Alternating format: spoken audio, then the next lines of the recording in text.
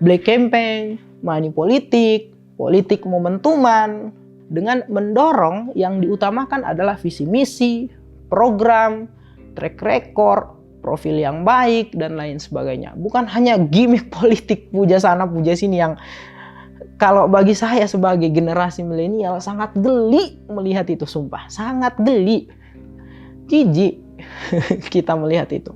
Bagaimana caranya Anda berbicara janji kepada rakyat kampanye A, B, C, D, sementara rasa kemanusiaan Anda tidak punya? Nomor 2, nah. Oh, atas nama siapa? Partai apa? Katanya. Aduh, kurang lupa. Entah dia ada pesan dari tetangga. Pilih nomor 2, sebentar amplopnya menyusul.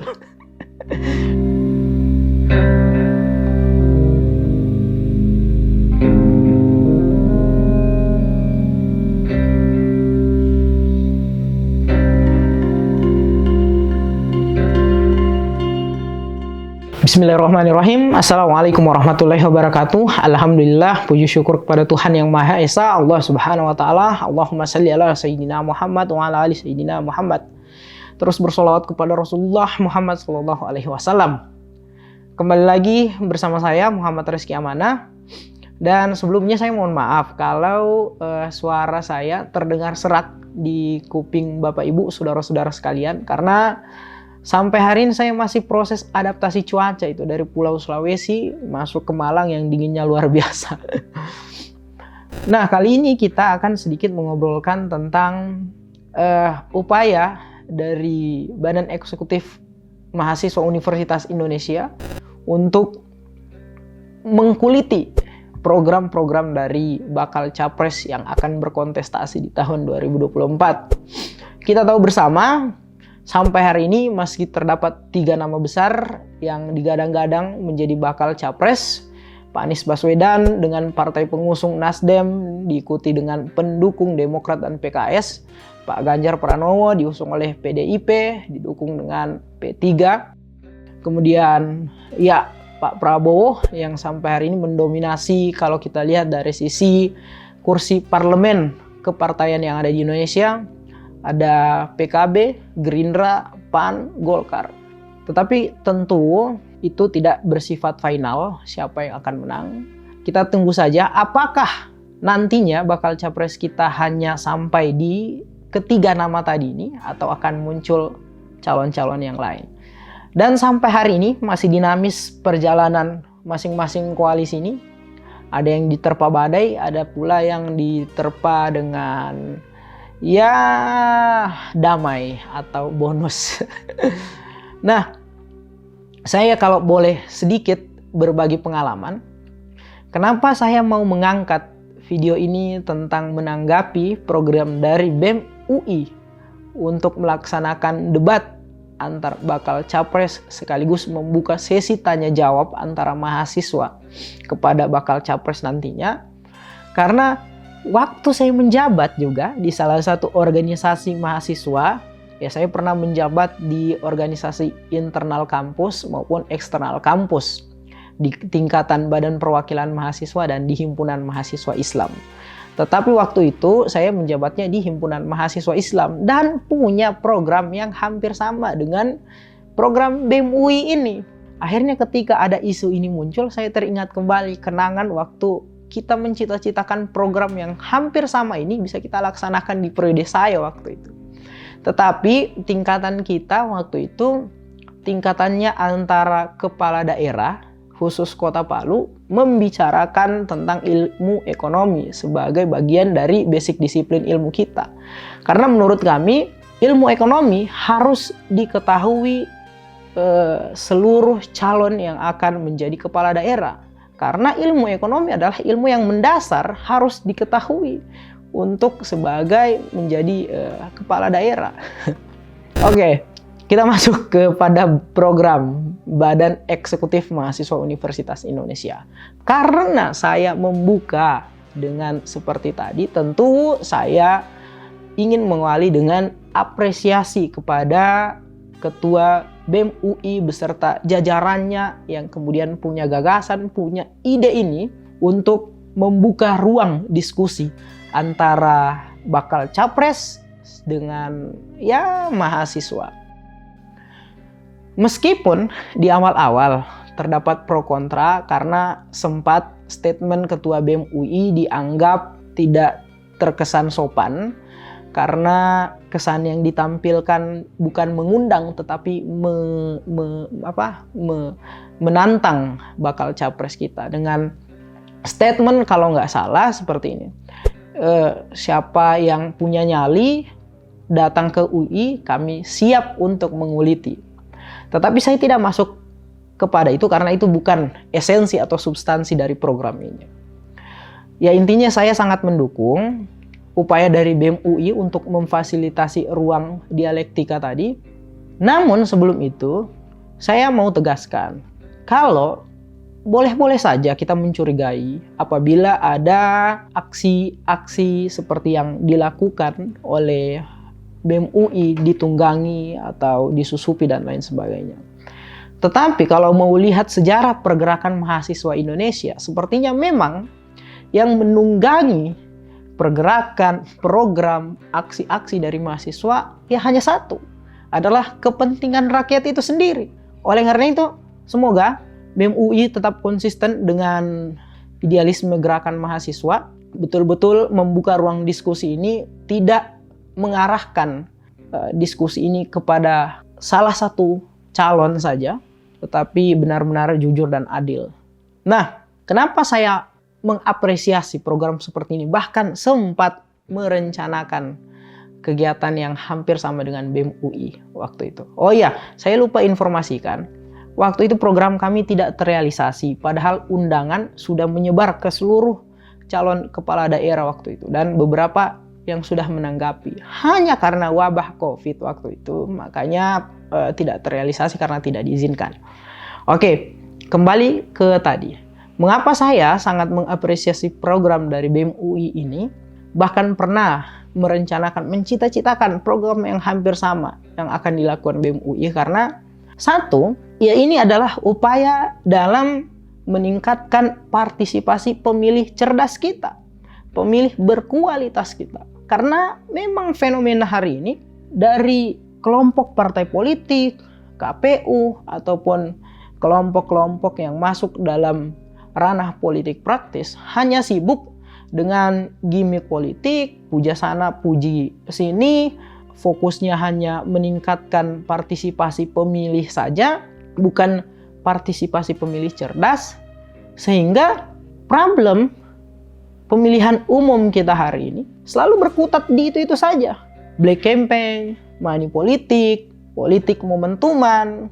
Maka jangan salahkan kalau ini juga terkhusus kepada masyarakat. Maka jangan salahkan juga, terlepas dari memang si pimpinan, pejabat publik ini punya sifat maksiat, tetapi sebenarnya kita juga punya andil mendukung sistem politik momentuman ini terus langgeng sampai hari ini. Karena banyak di antara kita yang memilih antipati, apatis, tidak melek, tidak peduli terhadap momentum pemilu tahun ini. Padahal kalau kita mau melihat pemilu atau momen politik kita hari ini adalah hal yang sangat krusial terkait dengan perjalanan bangsa dan negara kita ke depannya. Mungkin ada yang merasa, oh meskipun dia yang terpilih, negara ini akan seperti ini saja. Tidak, masih terbuka peluang yang sangat besar apabila ada calon A yang kita nilai dari sisi visi misi, program, track record, dan lain sebagainya yang pro terhadap rakyat, akan merubah perputaran perjalanan bangsa kita ke depannya.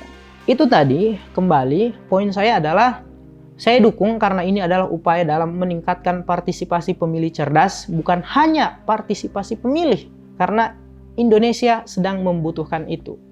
Dalam sistem demokrasi kita, suara, mohon maaf tanpa mendiskreditkan salah satu pekerjaan, suara seorang profesor dan suara seorang tukang becak dihitung sama, satu. Nah, bagaimana kita membuat sistem ini agar kualitas dari suara si seorang profesor dan suara si seorang tukang becak ini terhitung sama kualitasnya. Ya dengan tentu mendekatkan profil bakal capres, profil bakal caleg, atau siapapun nanti yang menjadi pejabat publik kepada seluruh masyarakat Indonesia dengan mendorong yang diutamakan adalah visi misi, program, track record, profil yang baik, dan lain sebagainya. Bukan hanya gimmick politik puja sana puja sini yang kalau bagi saya sebagai generasi milenial sangat geli melihat itu, sumpah. Sangat geli. Jijik kita melihat itu. Nah, apalagi KPU, undang-undang kita tidak membatasi ruang gerak ex napi koruptor untuk kembali mencalonkan lagi sebagai pejabat publik. Karena buktinya sampai hari ini, bahkan kemarin KPU merilis nama beberapa orang banyak yang akhirnya kembali mencalonkan lagi sebagai pejabat publik, tidak punya rasa malu, kembali berunjuk eksistensi lagi, luar biasa. Bahkan diduga KPU menutup-nutupi profil caleg yang akan mencalonkan kembali dan pernah tersandung kasus korupsi karena ada perbedaan antara hasil sosialisasi KPU dan analisis dari salah satu media berita, kalau tidak salah republika.co.id kalau nggak salah ya. Saya berharap untuk masalah itu kepada KPU, kepada pembuat aturan undang-undang kita untuk memberikan keterangan yang terbuka, yang transparan kepada masyarakat tentang track record dari orang yang akan mencalonkan menjadi pejabat publik lagi. Apalagi kasusnya korupsi. Karena korupsi tidak main-main, saudara-saudara sekalian. Ia lebih dari pencuri, ia lebih dari perampok. Bukan hanya merusak sistem, tetapi merusak generasi. Bahkan bukan hanya generasi hari ini, generasi yang akan datang pun. Jadi memang ex-napi koruptor ini, kalau mereka menyampaikan visi misi, program, dan lain-lain sebagainya yang seakan-akan pro terhadap rakyat, bullshit semua itu, bullshit.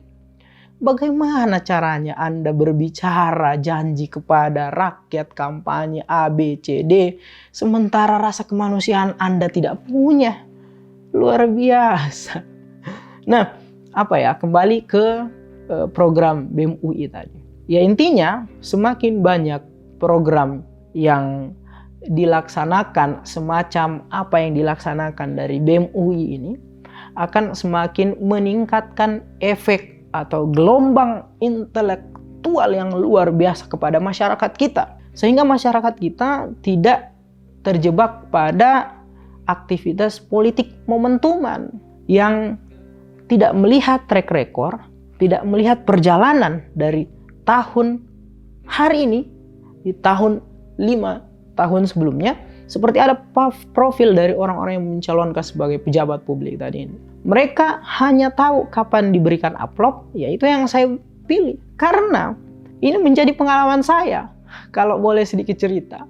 Waktu itu momentum pemilihan umum di tahun 2019.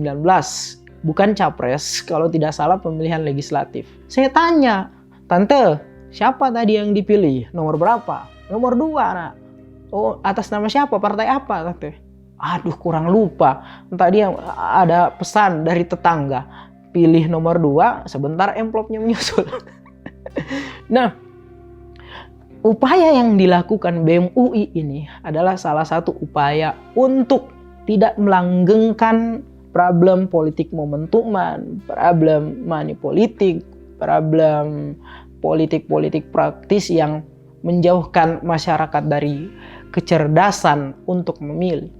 Bahkan kalau bisa, semoga program ini diikuti oleh kampus-kampus manapun tanpa batas. Entah konsepnya seperti BEM UI, tetapi ya intinya membuka suatu ruang dialektika antara bakal capres, pejabat publik, kepada masyarakat, termasuk kepada mahasiswa. Untuk lebih diutamakan adalah menyampaikan program, visi misi, dan lain sebagainya tadi itu. Kenapa? Karena kalau ini juga mau dihubungkan dengan waktu masing-masing calon presiden dalam menyampaikan visi, misi, program, track record, dan lain sebagainya, sangat kurang. Kita di Indonesia, start dari bakal calon ini mendaftarkan sebagai calon presiden sampai dengan waktu pemilihan, hanya 3 bulan bahkan kurang. Sekitar 75 hari. Nah, waktu 75 hari ini tentu sangat kurang untuk kita bisa mengenali seperti apa visi misi, program, track record dari capres yang akan berkontestasi di tahun 2024 nanti. Kalau kita hubungkan dengan rasio penduduk kita yang setiap tahun semakin meningkat, luas negara kita yang luar biasa luasnya, sementara kalau kita lihat juga fenomena media sosial kita hari ini, tidak semua masyarakat Indonesia yang terdaftar sebagai pemilih tetap itu dekat atau melek dengan kecanggihan teknologi. Harus ada upaya-upaya yang menjembatani secara langsung antara masyarakat dengan bakal capres atau pejabat publik lainnya agar lebih mengenali sosok, program, visi misi dan lain sebagainya. Dan kalau kita hanya mengandalkan konsep kampanye dari partai politik pengusung maupun pendukung dan juga ruang debat yang dibuka oleh KPU, sampai kapanpun pemilih kita atau masyarakat kita tidak akan bisa menggunakan momentum pemilihan umum ini sebagai upaya mencerdaskan kehidupan bangsa. Kenapa? Lihat saja pengalaman-pengalaman kalau partai politik sedang berkampanye tanpa mendiskreditkan satu pekerjaan. Yang lebih diutamakan gimmick dari penyampaian kampanye tersebut. Diundanglah penyanyi dangdut, diundanglah siapa segala macam, yang akhirnya masyarakat tidak melek justru dengan visi misi dan program ataupun profil dari si bakal capres tadi, termasuk KPU dalam membuka ruang debat. Konsep pertanyaannya itu saja, bahkan sudah di briefing antara bakal capres dengan pertanyaan yang diberikan oleh KPU, sehingga sudah punya persiapan. Nah, sementara problem bernegara kita hari ini sudah sangat kompleks dan krusial. Terlebih pemilih kita di tahun 2024 nanti didominasi oleh kelompok milenial. Yang kelompok milenial ia tidak hanya berkutat pada problem ekonomi, pendidikan, sosial, politik yang dulu-dulu saja, tetapi sudah luar biasa kompleksivitas masalah generasi milenial yang harus dijawab oleh bakal capres atau calon pemimpin kita ke depannya. Oleh karena itu, intinya saya sangat mendukung apabila ada program-program seperti ini pun. Semoga KPU membuka sistem agar akan selalu ada kelompok-kelompok mahasiswa, kelompok-kelompok masyarakat yang membuka ruang dialektika antara pejabat publik, entah itu calon legislatif, calon presiden, eksekutif kepala daerah, dan lain sebagainya kepada masyarakat.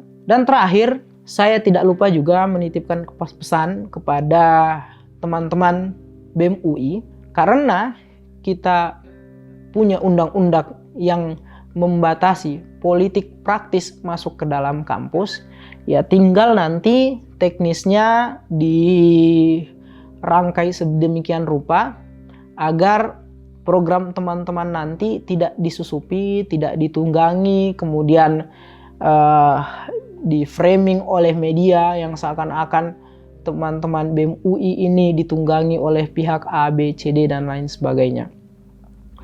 Teman-teman harus membatasi atau wajib untuk membatasi adanya kampanye dari partai-partai politik, adanya atribut-atribut atau hal-hal yang memperlihatkan ikon dari masing-masing partai politik pengusung atau pendukung nanti dari bakal capres yang teman-teman akan undang. Utamakan, prioritaskan mereka dalam menyampaikan program, profil, visi misi, dan solusi konkret untuk problem bernegara kita hari ini. Luar biasa problem kita hari ini. Nah, semoga kembali lagi akan selalu ada, akan selalu berlipat ganda kelompok-kelompok seperti teman-teman BEM UI, dan tetap konsisten dalam melaksanakan ruang dialektika yang jujur dan adil. Salam hormat dari saya kepada teman-teman semua. Salam perjuangan, hidup mahasiswa. Billahi taufiq wal hidayah. Wassalamualaikum warahmatullahi wabarakatuh.